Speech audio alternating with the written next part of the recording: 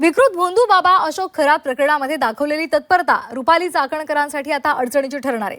महिलेच्या तक्रारीवरून शिर्डी पोलीस ठाण्यामध्ये खरातच्या कार्यालयीन कर्मचारी नीरज जाधववर गुन्हा दाखल झाला होता। या गुन्ह्याचा अहवाल तातडीने सादर करण्याचे निर्देश दिलेले होते। मात्र 18 फेब्रुवारीला दाखल गुन्हा 2च दिवसात एसआयटीच्या प्रमुख तेजस्विनी सातपुते यांच्याकडे वर्ग केल्याचे शिर्डी पोलिसांकडून महिला आयोगाला पत्र देण्यात आलं। ही तत्परता चाकणकरांनी दाखवलेली आहे आणि ती आता त्यांना अडचणीची ठरू शकते।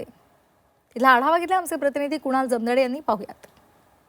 नाशिक महिला अत्याचार प्रकरणी गजाआड असलेला आरोपी अशोक खरात याच्या विरुद्ध एक ना एक कारनामे समोर येत आहे। मात्र हे उघड होणारे कारनामे, उघड होणारे प्रकार हे मात्र अनेक नेत्यांबाबत आणि अनेक अधिकाऱ्यांबाबत प्रश्न उपस्थित करणारे ठरत आहेत आणि यामध्ये अनेक अधिकारी आणि अनेक नेते सहभागी असल्याचं देखील समोर येताना बघायला मिळत आहे।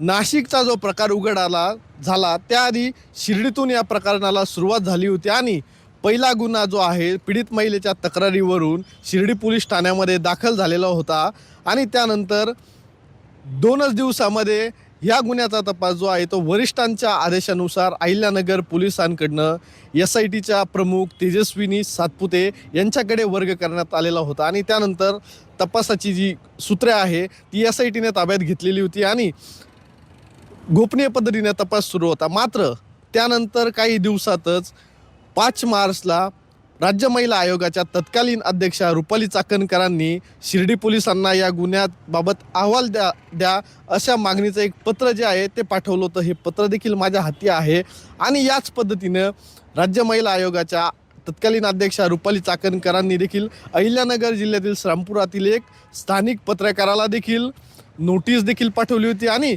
खुलासा बातमीचा मागवलेला होता। या पद्धतीनं रुपाली चाकणकरांनी वैयक्तिक अशाच भोंदू अशोक खरातचे जे प्रकरण आहेत त्याबाबत इंटरेस्ट घेतल्याचं कागद जे आहे ते समोर आलेले आहेत आणि रुपाली चाकणकरांकडनं ज्या पद्धतीनं पोलीस यंत्रणेला असेल किंवा वरिष्ठ अधिकाऱ्यांना जी तपासाची किंवा अहवालाची मागणी करण्यात आलेली होती ती देखील आता प्रश्नचिन्ह उपस्थित करणारी ठरत आहे। कुणाल जमदडे, G24 तास, शिर्डी, अहिल्यानगर।